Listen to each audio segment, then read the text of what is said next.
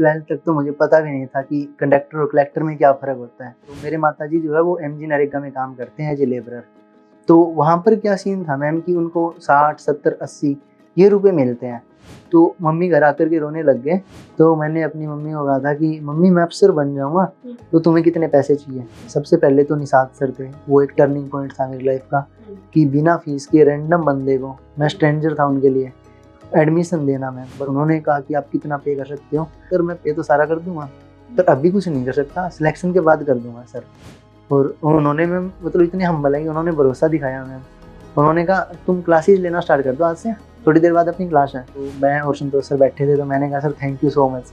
तो सर ने कहा किस बात के लिए, आप कोई प्रोग्राम का हिस्सा तो नहीं थे मेरे? मैंने कहा सॉरी सर, मैं हिस्सा न होकर के भी हिस्सा था, तो मैंने चोरी करके आपका ऐसे वो साइंस टेक एनवायरनमेंट ये तो गुरु द्रोणाचार्य और एकलव्य वाला रिश्ता हो गया कहीं ना कहीं। जो अपने कदमों की काबिलियत पर विश्वास रखते हैं, अक्सर मंजिल उन्हीं को मिलती है। And today we have someone जिन्होंने अपनी मेहनत, अपनी कंसिस्टेंसी से ऑल इंडिया रैंक 884 हासिल किया। Let's welcome Hemant Parekh sir, who has secured All India rank 884 in UPSC CSE 2023. Hemant, congratulations from the team of Level Up IAS. हम सब लोग we are very proud of you. आपने ये रैंक हासिल किया and you have been associated with us. Very welcome to you and congratulations. Thank you so much ma'am, thank you so much team. Hemant अपनी preparation के दौरान has been very consistent and इनकी story भी बहुत motivational है। तो let's ask from Hemant only, could you please share, आप अपनी जर्नी शेयर कीजिए यूपीएससी की। आप सबसे पहले beginning with your educational background. मेरा नाम हेमंत है और मेरा जन्म जो है वो गांव बिरान, तहसील बादरा, जिला हनुमानगढ़, राजस्थान में हुआ है। और वहीं से ही मैंने अपनी जो प्रारंभिक एजुकेशन है, जो प्राइमरी एजुकेशन, वो वहीं से किया है, हिंदी मीडियम से। उसके बाद जो 12th है वो मैंने एग्रीकल्चर से Arya Samaj senior secondary school से किया है। फिर उसके बाद मैंने जैसे कि जेट का एग्ज़ाम दिया था मैम, तो उसमें मैं पहले अटैम्प्ट में नहीं कर पाया था। और फिर जब दूसरा दिया तो फाइनेंशियल कंडीशन अच्छे नहीं थे, तो सिलेक्शन तो हो गया पर वो सीट है उसको छोड़ना पड़ा मैम। फिर किसी ने कहा कि इसको जेबीटी करा दीजिए तो टीचर लग जाएगा। तो मैं जेबीटी करने चला गया और जेबीटी में मैम जैसे फर्स्ट ईयर था उसमें इंग्लिश में बैकलॉग आ गया, क्योंकि हिंदी मीडियम बैकग्राउंड से थे, कुछ आइडिया नहीं था। फिर ट्राई किया सेकंड ईयर में तो फिर बैकलॉग आ गया। फिर घर वालों को नहीं बताया कि बैकलॉग आ गया, तो हमने कहा ठीक है जेबीटी हो गया। तो उन्होंने कहा कि अभी आप तैयारी कीजिए सीटेट के लिए, एक एग्ज़ाम होता है टीचर के लिए। तो मैंने कहा ठीक है। उन्होंने कहीं से अरेंज करके फ़ीस दी, शायद 5-6 हज़ार रुपये फ़ीस होती थी उसकी। तो वो मैंने जा कर के आईलेट्स की कोचिंग में दे दिया और वेबकॉम कोचिंग है सिरसा, वहाँ से इंग्लिश सीखना स्टार्ट कर दिया। अच्छा, तो आपने जेबीटी पे ध्यान ना देके आपने आइल्स अपनी इंग्लिश को इम्प्रूव करने के लिए। हाँ मैम। ओके। और तो कहीं बाहर जाने का सपना भी था क्या आपका, या फिर सिर्फ इंग्लिश इम्प्रूव करने के लिए? मैम वो एक थोड़ा ईगो पर आ गई थी कि इंग्लिश नहीं आती तुझे, 2 बार बैकलॉग आ गया तुझे। ओके। हाँ, और घर वालों से भी किस मुँह उनको क्या मुँह लेकर के बात करूँ। मुझे आज भी याद है मैम, जैसे कि फर्स्ट ईयर में मैं ईट का जो थर्ड फॉर्म लिखना था, मैं ईटेड लिख के आ गया। तो इतना गंदा था। अच्छा। स्टाफ नहीं होता था 10th 12th तक। हाँ। तो वही था। Okay okay. एंड उसके बाद आपने ग्रेजुएशन किस में किया? मैम फिर एक मेरी दोस्त है, तो उसका मेरी जर्नी में एक टर्निंग पॉइंट है वो। तो उन्होंने मुझे कहा कि आईसीएआर का फॉर्म फिल कर, क्या पता इसमें भगवान सुन ले। तो मैंने कहा ऐसे थोड़ी सुनेंगे। तो मैं थोड़ा बहुत पढ़ता था एग्रीकल्चर के बारे में, बायोलॉजी, केमिस्ट्री है, यही आता था उसमें। तो मैंने आईसीएआर का फॉर्म फिल किया और फिर एग्ज़ाम देने गया तो पहला मेरा पेपर बहुत ज़्यादा बिगड़ गया। तो उसमें क्या हुआ, जैसे ही पेपर बिगड़ा वो भगवान ने अच्छी सुनी और पेपर कैंसिल हो गया। उसमें मेरा हो भी नहीं रहा था।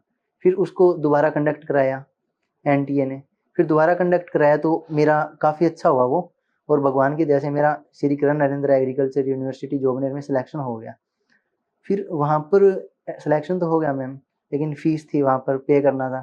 तो वो प्रॉब्लम आई। फिर घर में ही एक अंकल जी हैं, तो उनसे उधारे लिए पैसे कि फ़ीस ही लगेगी, बाकी स्कॉलरशिप तो आ जाएगा। और वहाँ जा कर के पता चला कि हॉस्टल की भी है फ़ीस, खाने का भी करना पड़ता है। तो वो सारी प्रॉब्लम्स वहाँ जाकर आई मैम। तो इसका मतलब अगर हमारे अंदर कुछ करने की चाह हो तो कोई ना कोई रास्ता कहीं ना कहीं से ऑब्वियसली निकल ही जाता है। और ये इतना इंस्पायरिंग है, सुन के भी ऐसा लगता है कि आपने एक अपने दिमाग में क्लैरिटी रखी हुई थी कि आपको करना क्या है एक्चुअल में। बट यूपीएससी कहाँ से आया आपके दिमाग में idea? Why did you choose to be a civil servant? कब आपको ऐसा लगा, what was the turning point, या कोई ऐसा मोमेंट रहा हो जो अपनी आपकी लाइफ में जिससे आपको लगा हो कि मुझे ऑफिसर ही बनना है अब तो? जैसे कि 12th तक तो मुझे पता भी नहीं था कि कंडक्टर और कलेक्टर में क्या फ़र्क होता है। तो मुझे आज भी याद है मैम, मैं जेबीटी कर रहा था, तो मेरे माताजी जो है वो एमजी नरेगा में काम करते हैं एज़ ए लेबरर। तो वहाँ पर क्या सीन था मैम कि उनको 60, 70, 80 ये रुपए मिलते हैं। तो एक दिन मम्मी की ड्यूटी जो है वो पानी वाले में लग गई एक बार, पानी पिलाने के, उनके 20 रुपए एक्स्ट्रा होते हैं। तो फिर भी मम्मी को वही 80 रुपए, 70 रुपए वही आए, और पीछे से गवर्नमेंट 200 रुपए दे रही है, 220 दे रही है। तो मम्मी घर आकर के रोने लग गए। उन्होंने कहा कि कम से कम मुझे 100 तो दे देते हैं, मैं सारा दिन काम करते हैं फिर भी हमारे हक के पैसे नहीं मिल रहे। तो माँ रो रही है तो वो होता ही अंदर से। तो मैं वहां पर गया, मैंने कैसे कैसे कर दिया। उन्होंने कुछ देर तो कहा कि हमें ये करना पड़ता है, ये पब्लिक ज़्यादा है, इनको एम्प्लॉयमेंट देना पड़ता है, तो इस हिसाब से डिस्ट्रीब्यूट करते हैं। फिर मैंने कहा यार फिर भी रिकॉर्ड तो दिखा दो भी कहीं किसको कितना डिस्ट्रीब्यूट किया है। तो वो बोले फालतू कलेक्टर मत बन हम पे। तो मुझे नहीं पता था कलेक्टर क्या होता है, और उन्होंने निकाल दिया वहाँ से। मैं आ गया घर पर। फिर जैसा कि मैंने आईसीआर का एग्ज़ाम दिया, वहाँ सिलेक्शन हुआ मैं। तो एक दिन रैगिंग चल रहा था हमारा, जिसको ट्रीट भी बोलते हैं, रैगिंग भी बोलते हैं। तो सर पूछ रहे थे सीनियर सबसे कि कौन क्या बनना चाहता है, कौन क्या बनना चाहता है। तो कोई बोल रहा था मैं सुपरवाइज़र बनूंगा, कोई बोल रहा था मैं पीएचडी करूंगा, कोई बोल रहा था पापा की कंपनी है, कोई बोला कंपनी अपनी बनाऊंगा। इस हिसाब से अलग अलग जवाब थे। और मैं बैठा था मैम, मुझे आइडिया नहीं था कि मुझे करना क्या लाइफ में। तो मैंने सर को कहा सर मैं क्या कर सकता हूँ, आप बता दीजिए क्या क्या अपॉर्चुनिटी है, तो मैं वो कर लूँगा। और तभी आज भी याद है मुझे मैम कि रवि शर्मा बोस थे, उन्होंने स्माइल के साथ कहा आईएएस बन जाएगा। और मैंने कहा मैं बन जाऊंगा सर, कि इसका एक पेपर होता है, दो होता है, क्या होता है बता दीजिए। तो उन्होंने एक स्माइल दिया, बोला इतना बता दिया, आगे देख लेना। तो कहीं ना कहीं वो बैठ गया दिमाग में। मतलब ग्रेजुएशन की हाँ। स्टार्टिंग तक आपको पता ही नहीं था कि यूपीएससी में आईएएस कैसे बनते हैं, क्या स्टेजेस रहते हैं? नहीं मैम इतना आइडिया नहीं था। फिर दिमाग में बैठा, फिर सुमंत भैया को फ़ोन लगाए, उन्होंने चैनल भेजे, फिर पता चला इससे कलेक्टर बनते हैं। फिर वो माँ वाला लिंक हो गया। ओके, दैट स्ट्राइक हाँ। किया आपको, राइट? और फिर वो मैंने लिख करके, कॉलेज में था तो मैंने दीवार पर चिपका रखा था अपने, जो स्टडी टेबल था। और जो मैं यहाँ दिल्ली जैसे शिफ्ट हुआ तो वो वहाँ से उखाड़ कर लाया था मैं, कि यहाँ पर मैं चिपकाऊंगा अपने, मेरी माँ की फ़ोटो और वो। तो वो मेरा मोटिवेशन फैक्टर था। That is really very motivating. जब रिजल्ट आया और फाइनली जब आपने लिस्ट में अपना नाम देखा, तब आपका फर्स्ट एक थॉट क्या था, और उसके बाद में आपने सबसे पहले कांटेक्ट किसको किया, and what was your reaction and their reaction जिनको आपने कांटेक्ट किया? मैम सबसे पहले मैंने रिजल्ट देखा तो देखो खुशी बहुत हुई थी। फिर जस्ट ही मैंने थोड़ा मेरे दोस्तों का देखा, तो उनका लक ने फेवर नहीं किया मैम, वो डिजर्विंग है। तो वो दुख हुआ मैम। फिर मुझे लगा कि घर वालों के लिए तो ये खुशी की बात होगी। तो मैंने अपनी मम्मी को फ़ोन किया, उन्हीं का ही रोल है मैम, मनरेगा से यहाँ तक पहुँचा दिया। तो मम्मी को फ़ोन किया, फिर पापा को किया। तो पापा वहाँ बैंक में गए थे मम्मी के मनरेगा के पैसे लेने, कि बेटे का रिजल्ट आ रहा है, मिठाई लाएंगे। वो होता है ना कि हो जाएगा हमारे वाले का। तो जैसे ही पापा बैंक से निकले तो फ़ोन पापा के पास पहुंच गया। तो किसी और का ही बाइक था, जो उनके साथ वाले थे। वो इतनी खुशी थी कि किसी और के बाइक में चाबी डालकर वो चलाने लगे। वो खुशी था उनका। फिर वो पापा से मैंने पूछा कि आपका क्या रिएक्शन था? बोल रहे मैं ऐसे काट रहा हूँ खुद को कि कहीं सपना तो नहीं देख रहा मैं, कि मेरे बेटे का सिलेक्शन हो गया। तो अलग ही माहौल था मैम। तो जब आप उनसे मिले तो ऐसी क्या बात उन्होंने आपको कही जिसको सुन के आपको सच में लगा कि आज मेरा सपना पूरा हो गया है, मेरे पेरेंट्स जो चाहते थे, कुछ कहा होगा उन्होंने आपको? मैम मैंने मम्मी पापा को, मेरी सिस्टर को, या मेरे बड़े पापा जो भी हैं, उनको दुख में रोते देखा है मैम। मैंने खुशी देखी नहीं कभी उनके चेहरे पर। लेकिन पहली बार वो खुशी के मारे रो रहे थे मैम, मेरे गले लग करके। वो रो रहे थे, मैं हंस रहा था मैम उस टाइम। वो प्राउड का मोमेंट था। तो वो मैम कहीं ना कहीं एक अलग सी एक याद बनकर रह गया है, कि पहली बार उनको खुशी में रोते हुए देखा मैंने। आई एम श्योर जैसे आपने उनको अभी प्राउड फील कराया है, आप फील्ड में जाकर भी जब सर्विस में इनरोल करेंगे, जब काम करना स्टार्ट करेंगे देश के लिए, तब भी आप उनको प्राउड फील कराएंगे, and we are very proud of you at level of IAS, and all of us are very proud of you. So beginning with your journey of UPSC, आप जब आपने बताया आप दिल्ली आए, तो दिल्ली आकर यहाँ का माहौल देखकर आपको क्या लगा? फर्स्ट रिएक्शन कैसा था दिल्ली में रहे जब आपने देखा कि अब मैं यहाँ से प्रिपेयर करना स्टार्ट करूंगा? मैम मेरा जर्नी जो है यूपीएससी का, वो थोड़ा कॉलेज से स्टार्ट हुआ था जैसे। तो वहाँ पर सोनू जैन सर थे, उनका बहुत बड़ा रोल है। उसके बाद धीरे धीरे जैसे कि आईपीएस गौरव पांडे सर हैं, उनसे मुलाकात होने लगी टेलीग्राम के थ्रू। नरेश भैया का सिलेक्शन हुआ था, जो की जानकारी में से थे, तो उन्होंने गाइड किया। फिर विजय वर्धन सर हैं, फिर यश जालूका जी हैं। धीरे धीरे उनसे मतलब वो है कि थोड़ा बहुत वो गाइड कर देते थे 2-3 मिनट निकाल कर। और मेरे लिए होता था, मैंने आईएएस से बात कर ली, तो वो एक अलग ही मोमेंट था। फिर वहाँ से स्टार्ट हुआ। फिर धीरे धीरे मैम जो है, मैंने कॉलेज में एनसीईआरटी जो है, उनको किसी ने कहा था कि एनसीईआरटी से आपका प्री कभी नहीं रुकेगा। मैंने मैम 10-15 बार पढ़ दिया था कॉलेज में, क्योंकि मेरे पास 3 साल का टाइम था। तो कौन से क्लास के एनसीईआरटीज पढ़े थे आपने? सारे 6 to 12 पढ़े थे जो सब लोग बोलते हैं, या फिर there were some selective books? Ma'am मेरा इतना आईक्यू नहीं था। मैं 10th में 60% थे, 12th में 70% थे। तो मैंने तो मैम 30 से स्टार्ट किया था। और दूसरा ये था मैम कि मैं हिंदी मीडियम से पढ़ा था, यूपीएससी इंग्लिश मीडियम में आया था। तो 11th-12th का एनसीईआरटी डायरेक्टली समझना मेरे लिए पॉसिबल नहीं था। तो मैंने 6th से स्टार्ट किया और 12th तक मैम पढ़ा था। Okay, okay. तो जब दिल्ली आने का सोचा, तो आपके दिमाग में क्या प्लान था? किस-किस आपने जैसे बताया कॉलेज के टाइम से you started preparing for UPSC, तो आपने पहला अटेम्प्ट कब दिया अपना? पहले तो इस बारे में बात करते हैं। मैम पहला मैंने कॉलेज में ही देख लिया था। तो जबकि मैं मेंस के लिए एलिजिबल भी नहीं था, तो उसी टाइम मैंने वो वेस्ट कर दिया। फिर उसके बाद मैं सब जैसे कि पास आउट हुआ कॉलेज से, तो वहाँ पर मेरे पास ये 2 ऑप्शन थे कि अब मैं घर जाऊँ या फिर दिल्ली आऊँ। और मैंने जैसे पापा को फ़ोन किया कि पापा आईएएस बनना है, बोले बन जा। उनको भी आइडिया नहीं था, और मैंने अपना किसी से इतना शेयर नहीं किया था कि मैं यूपीएससी कर रहा हूँ, ये कर रहा हूँ। तो मैंने कहा पापा इतना फीस होता है कोचिंग का, इतना ज़्यादा पे करना पड़ेगा। तो उन्होंने कहा कोई ना, तू एक ही तो है, घर बेच देंगे, चाहे खून भी देना पड़े, पर कोई दिक्कत नहीं है, तू बन जा। तो फिर मैंने कहा नहीं, घर तो नहीं बिकने देंगे, इतना तो कुछ करेंगे। तो मैंने फिर वहाँ पर देखा मैम, सारा अपने पैसे इकट्ठे किए थे वो देखे, तो 1400 रुपये थे। तो मैंने अपना सामान पैक किया, जितनी मेरी किताबें थी वो पैक की, और मैं दिल्ली के लिए रवाना हो गया। और दिल्ली पहुँचने के बाद मेरा एक दोस्त रहता था यहाँ, जोगिंदर सिहाग, मैंने उसको फ़ोन किया। मैं कहा यार सिहाग, मैं दिल्ली आ गया हूँ और मेरा एक बार रहने का कर ले, मैं मैनेज कर लूँगा। तो उसने अपना एड्रेस दिया, तो वहाँ तक पहुँचा। तो ऑटो का आपको पता ही है दिल्ली का, मेरे पास 200 या 240 रुपए बचे थे। हाँ, ओके, सब ऑटो में लग गया और जी। किराए में। मतलब आप दिल्ली आए तो बिना किसी प्लानिंग के आए, कुछ नहीं था, आपको सिर्फ ये था कि I will go to Delhi, और उसके बाद में जो आपने सारा प्लानिंग स्टार्ट किया, राइट? जी मैम, मेरे पास कोई इतना ऑप्शन नहीं था कि मुझे करना क्या है, पर ये था कि मुझे यूपीएससी ज़रूर करना है, चाहे मैं लाइब्रेरी में काम करूँगा या किसी कोचिंग में करूँगा। I just want to tell our viewers that Hemant got selected in his second attempt, right? Yes, sir. So now उसके बाद क्या हुआ फिर? अब उसके बाद मैम मैं कोचिंग यहाँ वहाँ पे जैसे जो दोस्त था मेरा जोगिंदर, उसके पास से उसको मैंने कहा यार मुझे ये दिखा तो दे दिल्ली का क्या माहौल है, कैसी कोचिंग है। उसने कहा कोचिंग वाला तो एक बार फीस लगता है, तो उसमें तो नहीं होगा। मैंने कहा फिर भी मैं बात कर लूँगा सर से डायरेक्टली जा कर के। तो उसने कहा ऐसा नहीं होता, कोई नहीं सुनता यहाँ, सब पैसे का गेम है। तो मैं फिर भी उसको लेकर आया। मैंने 1-2 कोचिंग में मैं गया, तो वहाँ पर नहीं बन पाई बात में। फिर मैं निषाद सर से मिला। तो आपको लेवल अप के बारे में कैसे पता लगा? मैम मैं जैसे कि टेलीग्राम पे इनके वो जो फोरम में पढ़ाते थे शायद सर, ये निषाद सर, मैंने 1-2 क्लासेस देखे थे इनके, वो वहाँ से मुझे बहुत अच्छा लगा मैम। तो फिर बाद में मैंने जैसे सर्च किया, तो पता चला कि ये लेवल अप आईएएस में पढ़ाते हैं। तो वहाँ से मैं फिर डायरेक्टली आया, मैंने कहा सर 5 मिनट का टाइम दे दीजिए, मुझे सोशियो ऑप्शनल है और आपका हेल्प चाहिए उसमें। तो वो सर बैठे आराम से, जब मैं बहुत घबराया हुआ था मैम, सर ने पानी-पूनी का दिया। उसके बाद सर ने पूछा कि हाँ बताइए।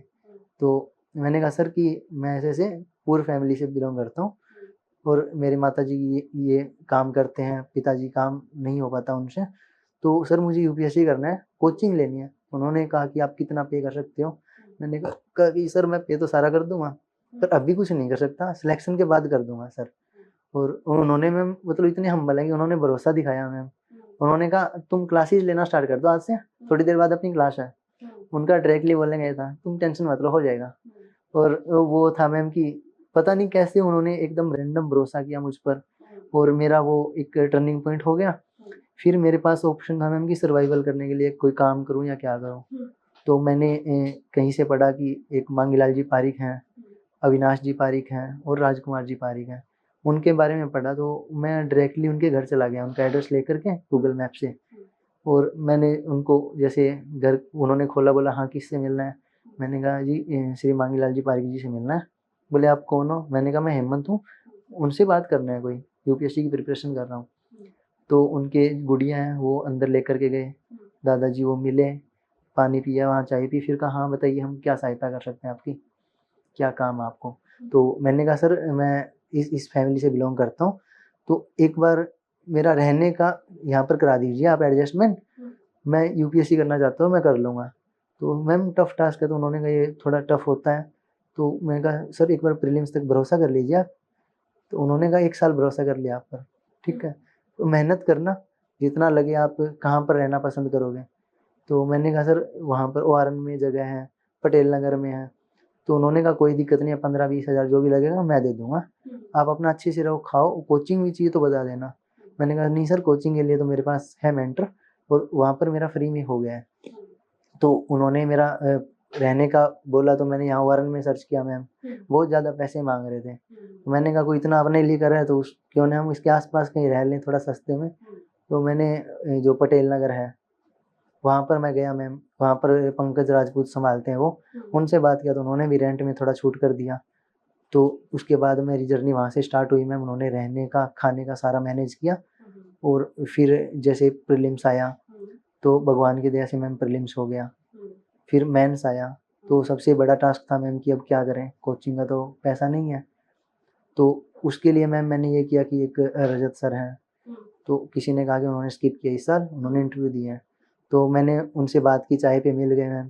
कहते हैं ना मैम कि all the world conspire to fulfil your dream if your intentions are good. तो वो वहाँ पर मिले, मैंने उनको बताया सिचुएशन सारा, उन्होंने कहा कि कोई दिक्कत नहीं, मैं मेंटर करूँगा आपको, पर घिसाना पड़ेगा खुद को।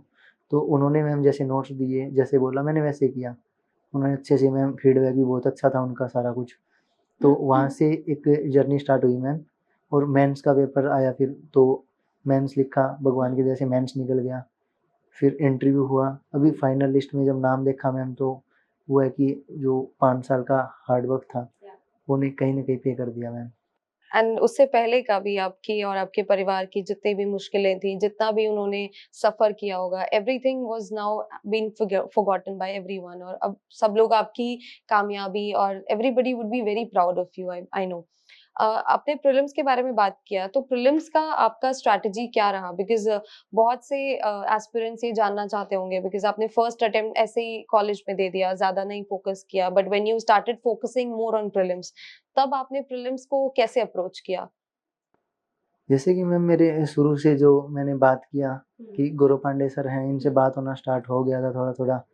नरेश भैया हैं, विजय सर सॉरी।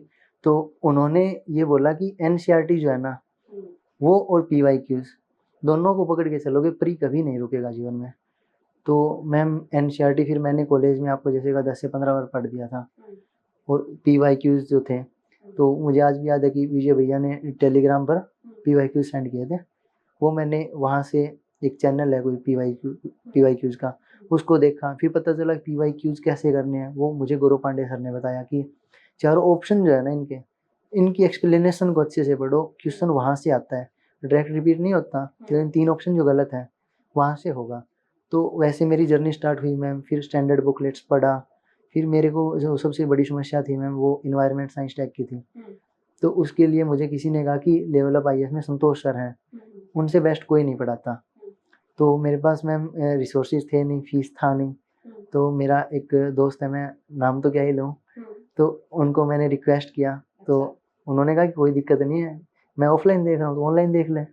तो मैंने उनका अकाउंट यूज़ करके सर का एनवायरनमेंट और साइंस टैग, जो-जो सर ने क्लास में बोला, लाइन टू लाइन मैम रट ही दिया मानो। साइंस एंड टेक तो यही वाला होगा ना, जो शायद ये बुक भी है, आपने इसी का मैटर पढ़ा होगा ये। हाँ मैम, अभी शायद ये बुक आ गया, हमें हैंडआउट्स मिलते थे। वो मेरा दोस्त है मैम, एक तो खुद को हैंडआउट यहाँ मिलता था, खुद वो मेरे लिए एक प्रिंट करा के लेके आता था, तो उसने भी बहुत एक योगदान दिया है मैम। और कोई था मैम कि फिर पीवाईक्यू जैसे 1980 से लेकर के अब तक के जितने पीवाईक्यूज आए हैं, उनके चारों ऑप्शन है, उनको अच्छे से एनालाइज किया है। मुझे ये लगता है मैम मोस्टली जो रोल है वो उन्हीं का है प्रीलिम्स के लिए। संतोष सर से, तो आप संतोष सर से मिले फिर जब आपका प्रीलिम्स क्लियर हुआ? मैम जैसे प्री का रिजल्ट आया, तो मैं उसी दिन यहाँ पर लेवल अप में आया था, निषाद सर से मिलने और संतोष सर से मिलने। तो मैं और संतोष सर बैठे थे, तो मैंने कहा sir thank you so much, तो सर ने कहा किस बात के लिए, आप कोई प्रोग्राम का हिस्सा तो नहीं थे मेरे? मैंने कहा सॉरी सर, मैं हिस्सा न होकर के भी हिस्सा था, तो मैंने चोरी करके आपका ऐसे वो साइंस टेक इन्वायरमेंट पढ़ा है, तो उसके लिए सॉरी सर, मेरे पास रिसोर्सेज नहीं थे। तो सर ने कहा अरे भाई खुश कर दिया, हाँ, कोई दिक्कत नहीं है, ये पढ़ा है। तो गुरु द्रोणाचार्य और एकलव्य वाला रिश्ता हो गया कहीं ना कहीं। आपने शिक्षा भी ले ली तो संतोष सर तो आपके गुरु द्रोणाचार्य बन गए। मैं द्रोणाचार्य मान सकता हूँ उनको, क्योंकि मैंने प्री के लिए जो इन्वायरमेंट साइंस टेक है वो पढ़ा, उसके बाद वो खुश हुए मैम। चोरी से पढ़ा था पर वो खुश हुए मैम। तो नाइस नाइस, ठीक है। तो दैट इज हाउ आपने प्रीलिम्स जीएस की प्रिपरेशन किया, स्टैंडर्ड बुकलेट से, स्टैंडर्ड बुक से, और जो बेसिक प्रिपरेशन हर टॉपर बताता है, शायद आपने वही किया। जी मैम वही था मैम। और साथ में जो मैम जैसे सोल्व कर रहे हैं हम पीवाईक्यूज, तो ये नहीं कि गलत हो गया उसको हम छोड़ दें, उसको मैं अच्छे से लिख लेता था कि ये गलत हुआ तो कॉन्सेप्चुअल गलत हुआ तो वो कॉन्सेप्ट देख लिया वापस से, इस हिसाब से मैम। कांस्टेंट रिवीजन और हाँ इवैल्यूएट करना खुद की हाँ, प्रिपरेशन वो को। गलतियां लिखता गया मैम मैं, और वो इम्प्रूवमेंट होता गया। और सीसैट को कैसे हैंडल किया? बिकॉज आजकल सीसैट बहुत चैलेंजिंग होता जा रहा है स्टूडेंट्स के लिए। वो जीएस क्वालिफाई कर लेते हैं बट कहीं ना कहीं सीसैट की वजह से प्रीलिम्स में रह जाते हैं। तो आपका क्या स्ट्रैटेजी था सीसैट में? ये सी सेट के लिए कोविड को मैं वरदान बोल सकता हूँ। कोविड के अंदर हमारे एक घर के सामने रहते थे विमल सर, उन्होंने बीटेक किया था, फिर वो घर पे रह रहे थे कोविड के कारण। तो मुझे पता चला कि उनका मैथ बहुत ज़्यादा अच्छा है, तो मैं डेली 1-2 घंटे उनके साथ प्रैक्टिस करने चला जाता था। तो वो बोले मेरी प्रैक्टिस हो जाएगी, आपकी भी हो जाएगी। तो हमने काफ़ी प्रैक्टिस किया मैम, और जो 2013 से लेकर के जो 22 तक के जितने पीवाईक्यूज थे वो हमने साथ में सोल्व किया है मैम। तो एक तो वो फैक्टर हो गया। फिर मैम एक कैरियर डिफाइनर करके यूट्यूब चैनल है मैम, तो वहाँ के जो 14 लेक्चर की एक प्लेलिस्ट है, तो वो मैंने एक मेरे जो सीनियर है मनजोत, मैंने उनको दिखाया। मैंने कहा यार मैं सीसेट में दिक्कत लग रहा है, यहाँ से कर लूँ? तो मैथ का कुछ पार्ट जो है वो उन्होंने कहा कि यहाँ से कर लो, एक वो हो गया। और कॉम्प्रीहेंशन के लिए जो रिसांक है, तो उन्होंने कहीं से क्लासेस लिया था और उनकी पकड़ इतना हो गया था कि उनका गलत नहीं होता था।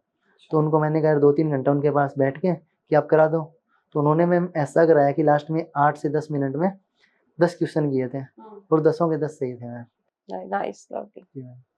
सो आपने प्रीलिम्स के बाद में मेंस का प्रिपरेशन जब स्टार्ट किया, तो इफ यू टॉक अबाउट, क्योंकि मेंस में आपके बहुत अच्छे मार्क्स आए हैं, we got to know that. How much did you score in mains? Around 800?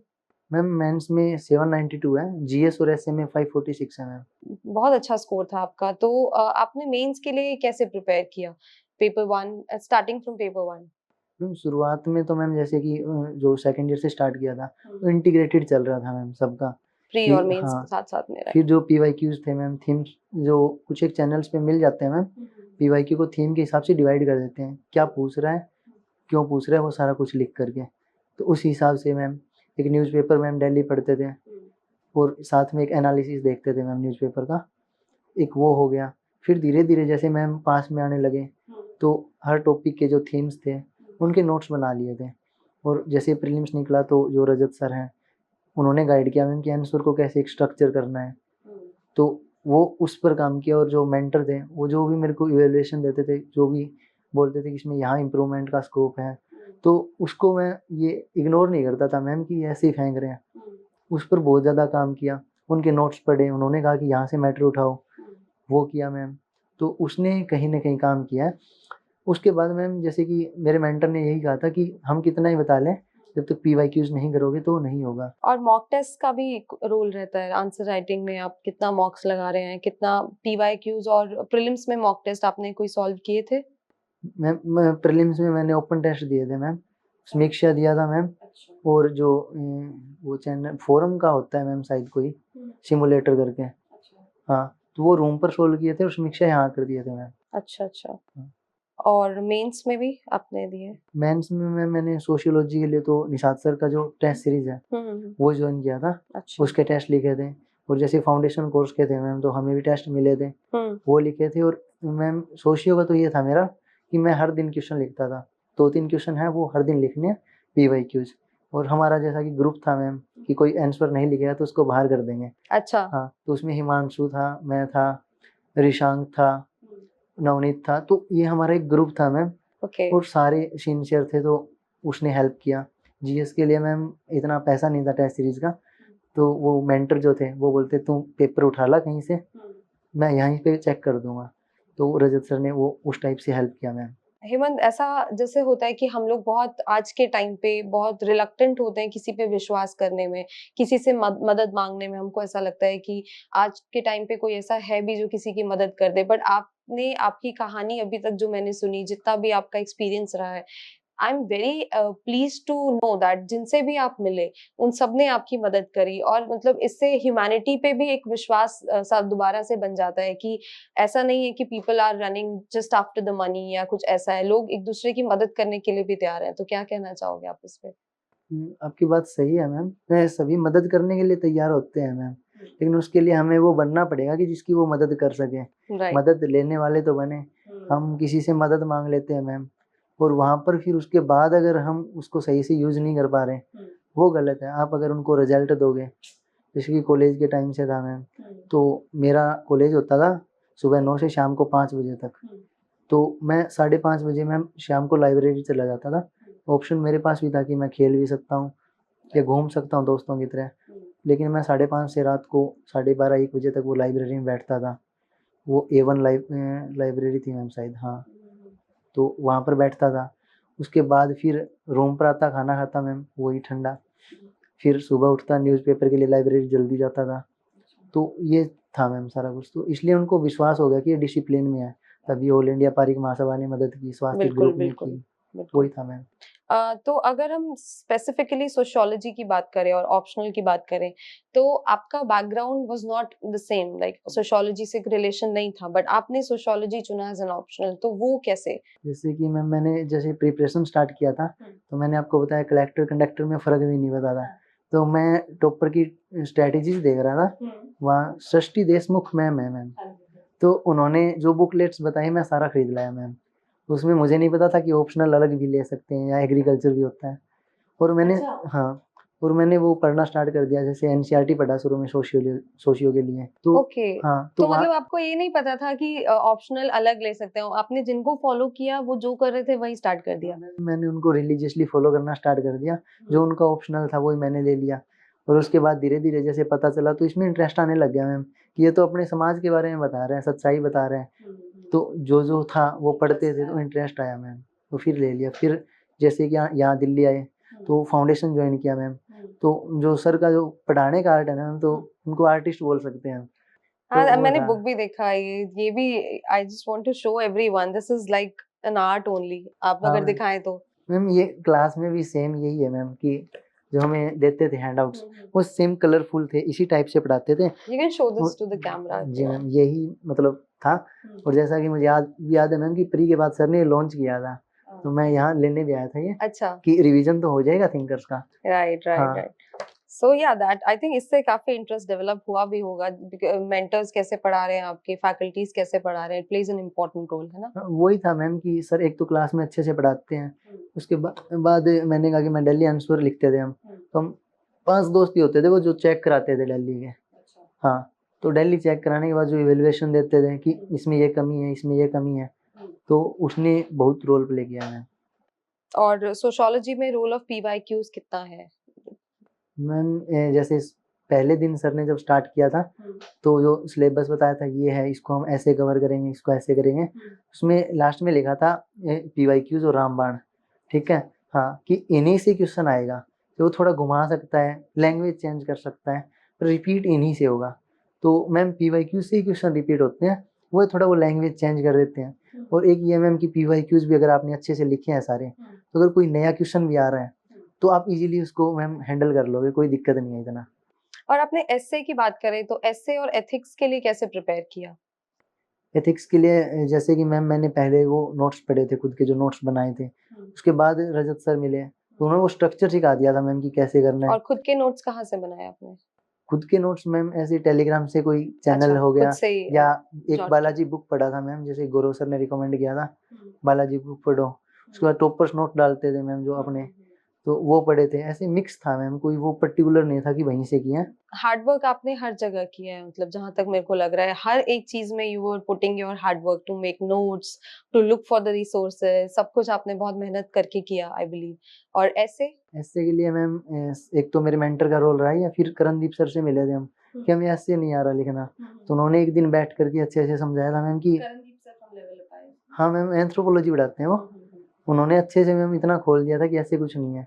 फिर जैसे सर है मेरे मेंटर, तो कोई बात कोई वो बोलते थे कि कोई टॉपिक सोच, उस पे ऐसे लिख दूंगा मैं अगर उनको डॉग भी बोल रहा हूँ उस पे वो ऐसे बना देंगे, इस टाइप का उनका था, तो उन्होंने हेल्प किया। उसके बाद मैम टॉपर्स के जो ऐसे थे, टॉपर की कॉपियाँ वो बहुत ज़्यादा पढ़ी है मैंने, चाहे वो ऐसे हो जीएस हो, तो उसने बहुत ज़्यादा हेल्प किया है। आई एम श्योर अब आपकी कॉपीज भी बाकी एस्पिरेंट्स पढ़ेंगे, आपने सबके पढ़े टॉपर्स के, अब now you are also the topper, तो आपके कॉपीज भी सर्कुलेट होंगे, सब आपकी कॉपी से भी हेल्प लेंगे। So if you talk about interview से पहले आपका माइंड कैसे ऑपरेट कर रहा था, उसके लिए आपने कैसे प्रिपेयर किया, और अपने इंटरव्यू के कुछ एक्सपीरियंस अगर आप शेयर करना चाहो तो। मैम वही था कि बहुत ज़्यादा एंजाइटी रहता था, तो जो मेरी दोस्त थी मैं उससे बात कर लेता या मम्मी पापा से कर लेता था बात, तो एंजाइटी तो बहुत ज़्यादा रहता था मैम। तो इस एंजाइटी के बीच मुझे मैम वो इंटरव्यू के फेज़ में एक अरविंद भैया हैं वो और दिव्यांशी मैम हैं, वो मिले। उनका इस बार लक ने फेवर नहीं किया मैम, डिजर्विंग तो बहुत ज़्यादा है वो। तो उन दोनों ने मेरे को मैम इतना ज़्यादा काम किया, जैसे ही मैं कोई घबराहट होती है उनको फ़ोन कर लेता। और अरविंद भैया तो मैम इवन मेरे साथ रहने लग गए थे रूम पर इंटरव्यू के फेज़ में, तो उन्होंने हेल्प किया। एक मेरी जो दोस्त थी वो थी, और जब मैं इंटरव्यू देने जा रहा था तो अरविंद भैया साथ गए थे, वो चिल कर मजाक करते गए दोस्त लोग ऐसे, मुझे पता ही नहीं था कि मैं इंटरव्यू देने जा रहा हूँ। फिर मेरे पेरेंट्स भी आए थे मैम, हाँ मतलब काफ़ी आ गए थे, बुआ जी, बड़े पापा, भाई, तो तो हम वो पहली बार 7-8 दिल्ली ऐसे आए? घूम रहे थे। हाँ मैम, पहली बार दिल्ली आए थे मैम, उनका सपना था मैम दिल्ली आना। अच्छा, तो आपने वो वो पूरा कर दिया। जी मैम, वो पूरा कर दिया। तो जैसे ही मेरे को आज भी याद है मैम कि मैं इंटरव्यू दे करके बाहर निकला, तो मेरे बड़े पापा थे वो गले लगकर रोने लग गए थे कि तूने सपना पूरा कर दिया। तो वो मोमेंट था। और एक इंसिडेंट ये है इंटरव्यू का मैम कि मैं बाहर बैठा था, तो शुक्ला सर का बोर्ड था मेरा, तो जैसे मैं बाहर बैठा हूँ किसी और का इंटरव्यू चल रहा है, शुक्ला सर बाहर आए कोई काम से, और उन्होंने उनको कोई काम कहा, मैं ऐसे ही पेड़ पौधे देख रहा था वहाँ, तो मेरे पास रुके और एकदम खड़े हो गए, बोले व्हाट्स योर नेम। और मैं एकदम थोड़ा डर सा गया मैम कि बाहर ही इंटरव्यू क्यों ले रहे हैं। तो मैं खड़ा हुआ और मैंने कहा हेमंत सर। बोले कहाँ से हो? मैंने कहा सर सिरसा हरियाणा से। तो उन्होंने स्माइल दिया और फिर वो अंदर चले गए। मैंने कहा ये बंदा तो अपने ही है, अभी तो जानकारी हो गई तो अपने नंबर अच्छे आएंगे। तो मैं अंदर गया, मैंने ग्रीटिंग किया, जैसे ही बैठने लगा उन्होंने स्टार्ट कर दिया, बैठने नहीं दिया पूरा, हैव यू हेard अबाउट क्वांटम, ये वो वहां से स्टार्ट हो गया मैम। ओके ओके, तो आपका इंट्रोडक्शन तो पहले ही हो गया था इसका मतलब, तभी उन्होंने अंदर जाते ही आपको इंट्रोड्यूस करने के लिए नहीं बोला, and he started with the questions only. जी ma'am. Okay okay. So Hemant, this was all about the strategy, और आपने काफी चीजें शेयर करी। In this podcast we do have a busting the myths segment. इसमें कुछ मिथ्स होते हैं जो प्रिपरेशन से रिलेटेड होते हैं, या फिर हमारे रूरल एरियाज में कुछ बच्चे सोचते हैं किसी चीज को लेके, यूपीएससी की प्रिपरेशन को लेके, तो there are few myths associated to that. मैं आपको वो बताऊंगी, आप मुझे उनके बारे में, how are you busting those myths, हाँ इसके बारे में बात करते हैं। तो सबसे पहला मिथ ये होता है कि यूपीएससी की प्रिपरेशन में इंग्लिश होना इज मस्ट। अगर आपको इंग्लिश नहीं आ रही है तो आप से प्रिपेयर नहीं कर सकते। एंड काफी ऐसा मानते हैं गांव में भी और बाकी जगह पर भी, टाउन्स में भी, कि इंग्लिश नहीं आ रही है हमको तो हम प्रिपेयर नहीं कर सकते। तो आप इस बारे में क्या कहोगे? मैम जैसे कि सबसे बड़ा मिथ ये है कि इंग्लिश आना जरूरी है। जैसे मेरे दोस्त लोग हैं वो बोलते हैं यार हमें इंग्लिश नहीं आती इसलिए तैयारी नहीं कर रहे, तो ये कोई ज़रूरी नहीं है मैम। और इंग्लिश मैम पहले तो ये होता था कि पास होना है इसमें, 12th तक जेबीटी तक तो मुझे भी नहीं और आती थी। इंग्लिश बिल्कुल ऐसा नहीं कि इंग्लिश बेसिक, इंग्लिश बहुत हाई फाई आना जरूरी है, ये भी कहते हैं कि आपको अगर इतना, ऐसा नहीं कि बिल्कुल फ्लावरी लैंग्वेज में लिख रहे हो तभी आपको मार्क्स मिल सकते हैं, ऐसा? ऐसा तो कुछ नहीं है मैम। जैसे कि मैंने खुद ने जो है वो अभी जेबीटी में फेल होने के बाद इंग्लिश पे काम किया, उसके बाद मैंने मेंस जो है इंग्लिश मीडियम से दिया।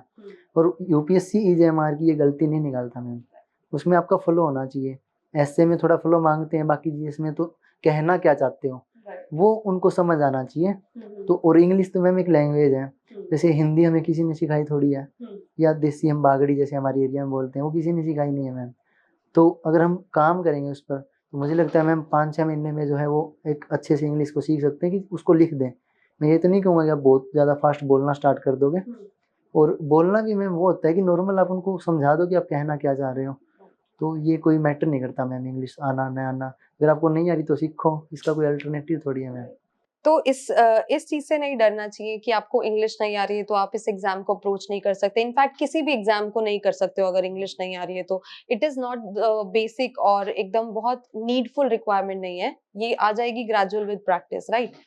The second myth is that कि आप अपना जो ऑप्शनल लेते हैं वो आपका ग्रेजुएशन से ही एसोसिएटेड होना चाहिए तो आपको बहुत बेनिफिट मिल जाता है।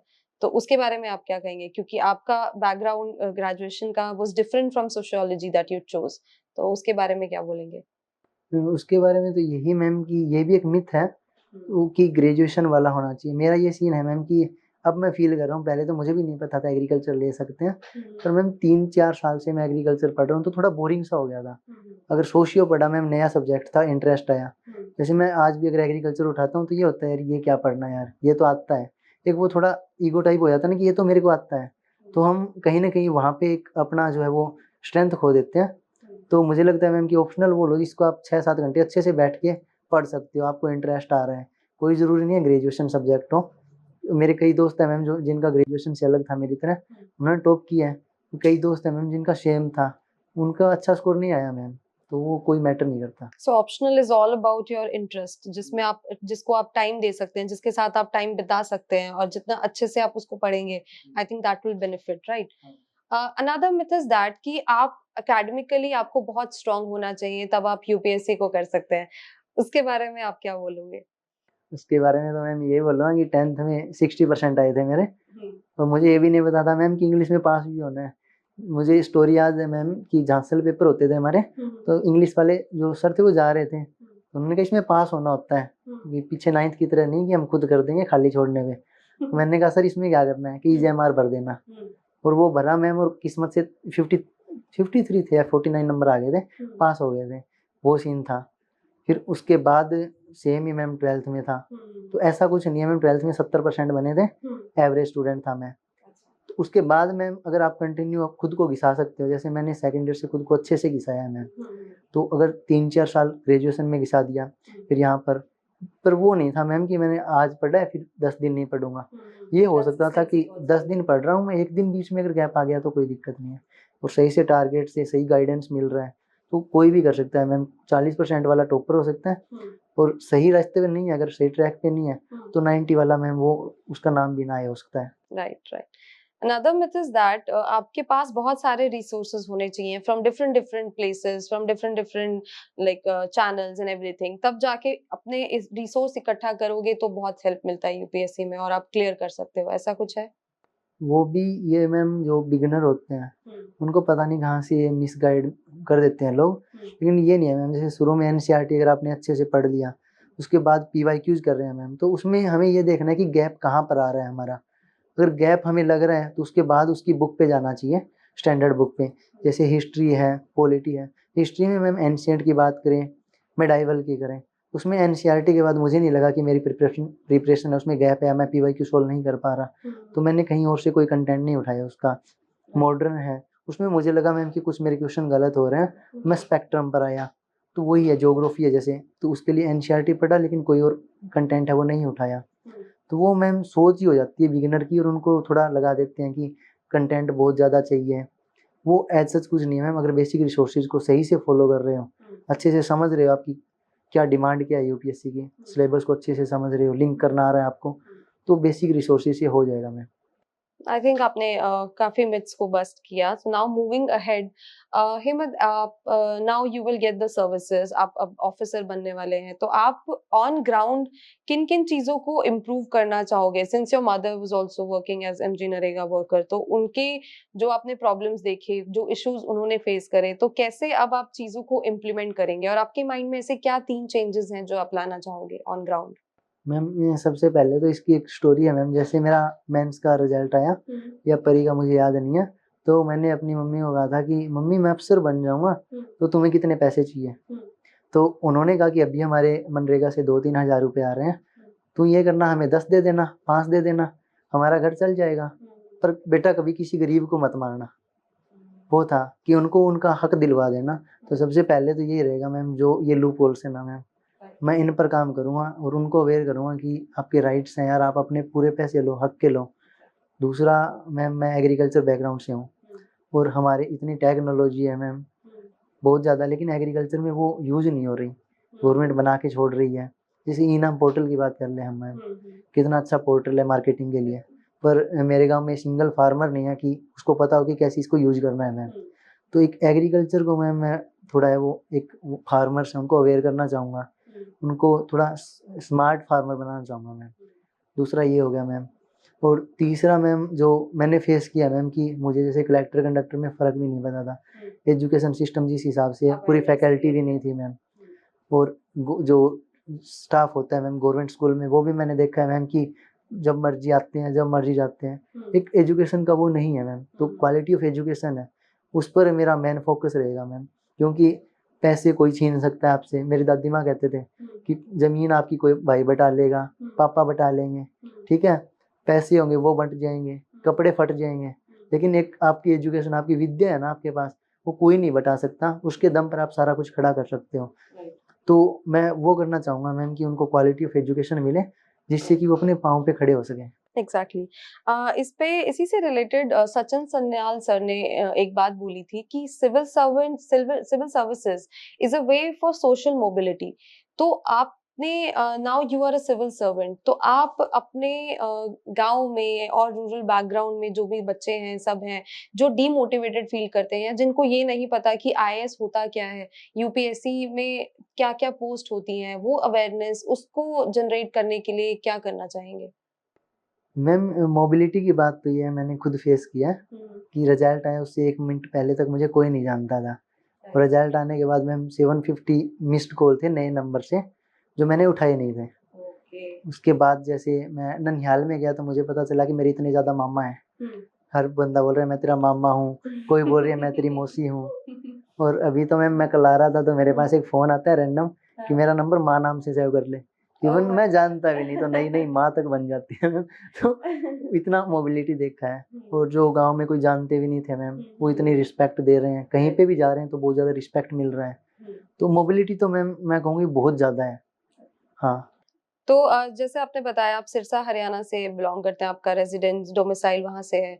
तो आपने राजस्थान और हरियाणा दोनों जगह रहा रहा है, आपका लिंक रहा है, आप सोसाइटी को जानते भी हैं वहाँ से। तो इन दोनों जगह पे आपको ऐसा क्या लगा कि कुछ एक चीज़ इम्प्रूव करनी बहुत ज़रूरी है, which is common in both the states? मुझे लगता है मैम दोनों के में कॉमन है, वो वुमेन का स्टेटस है मैम, तो उस पर काम करना होगा।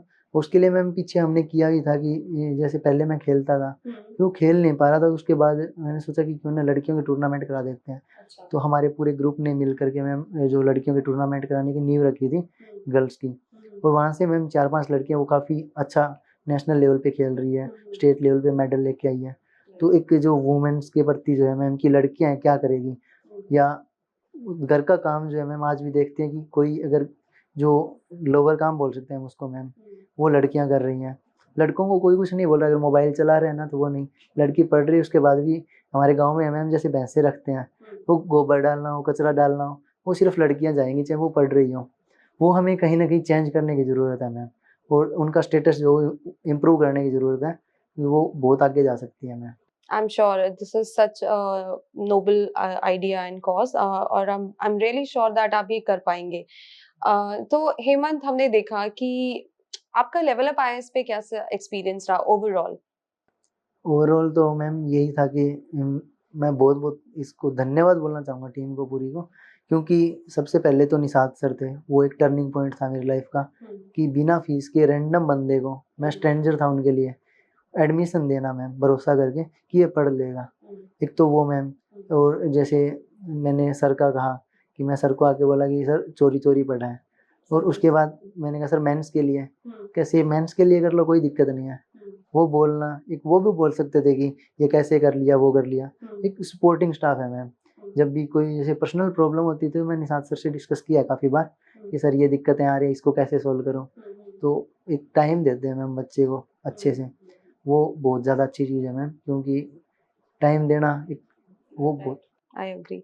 तो आपने हेमंत पारेख ने अपनी मेहनत से, अपनी कंसिस्टेंसी से, अपने हार्ड वर्क से आज ये रैंक अचीव करी है। तो हेमंत, आप अपने जैसे और हेमंत पारेख बनाना चाहेंगे, आई एम श्योर। तो वो करने के लिए आपने क्या सोचा है कि कैसे उसको करेंगे? जैसे कि मैम आजकल जो सिलेक्शन हो गया तो प्रोग्राम्स करवा रहे हैं लोग, सम्मानित कर रहे हैं।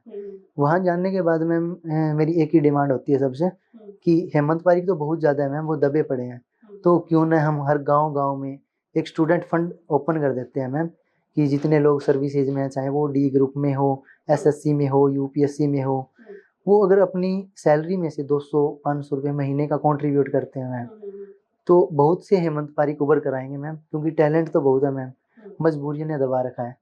हर की वो हिम्मत नहीं होती कि ऐसे मांग ले, किसी हेल्प ले लें, वो शर्म होता है मैम एक थोड़ा। तो बहुत हेमंत पारिक निकल जाएंगे अगर हर गांव-गांव में एक छोटा सा फंड बन जाए ना मैम स्टूडेंट के नाम से, तो ये मेरी पहल है ma'am. And I am sure आपकी कहानी और आपका संघर्ष देखकर ये जगह-जगह ये पहुँचे और हर जगह जो बच्चे पढ़ना चाहते हैं, जो एस्पायर कर रहे हैं यूपीएससी को क्लियर करना, जो अफ़सर बनना चाहते हैं, उन तक आपकी ये कहानी पहुँचे, आपका हार्ड वर्क पहुँचे और वो एक्चुअल में निकल कर बाहर आएँ। And I am sure level up जैसे आपकी मदद हुई है, वैसे ही और स्टूडेंट्स की भी मदद करना चाहेगा and it will be very happy to have more aspirants and more successful officers like you. तो I would really want to thank you and आप आए, आपने समय निकाला, आपने अपनी जर्नी शेयर करी, which is very inspiring to us and to all of those who are listening you. Thank you so much, Hemant. Thank you so much ma'am, thank you so much team कि इतना ज़्यादा support किया आपने। जैसे कि ma'am अभी मुझे मिले थे सर, संतोष सर, तो उन्होंने कहा कि आपने तो चोरी-चोरी पढ़ लिया, किसी और को पढ़ने की ज़रूरत नहीं है। अगर आपको लग रहा है कोई और हेमंत पारिक है, जो कि अच्छे से पढ़ना चाहता है पर इकोनॉमिक रिसोर्सेज की वजह से नहीं पढ़ रहा, तो आप हमें रेफ़र कीजिए, हम उनको फ्री में देंगे सारा कुछ, ऑप्शनल हो, जीएस हो। एक वो बहुत अच्छा आइडिया है मैम उनका, और मैं ज़रूर चाहूँगा मैम कि 2-4 हेमंत पारिक मुझे मिले, मैं उनको अच्छे से I'm sure you will. मैं ये कहना चाहूंगी एंड में कि जितना बड़ा सपना होगा उतनी बड़ी तकलीफ होगी और जितनी बड़ी तकलीफ होगी उतनी ही ज्यादा आपको सक्सेस मिलेगी। तो just there is always a silver lining in the cloud. तो आपको बस अपनी मेहनत करते रहना है and you will surely get the success. Thank you so much for viewing this podcast. Thank you sir. Thank you so much.